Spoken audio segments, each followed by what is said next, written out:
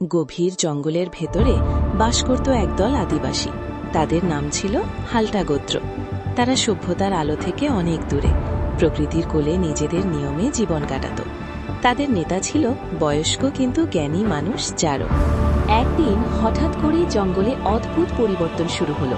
নদীর পানি কমে যেতে লাগলো, পশু পাখি উধাও হতে লাগলো, আর রাতের বেলায় অদ্ভুত শব্দ শোনা যেত। গোত্রের মানুষজন ভয় পেয়ে গেল।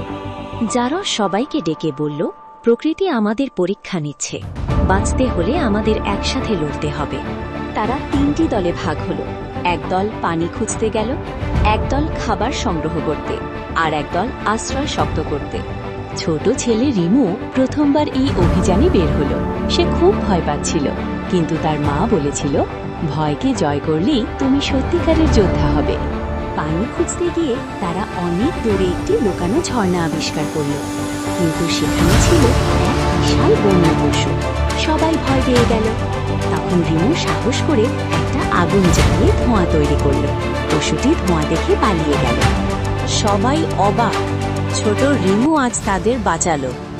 অন্যদিকে খাবারের দল ফল আর শিকড় সংগ্রহ করল, আর আশ্রয়ের দল শক্ত করে নতুন ঘর বানালো।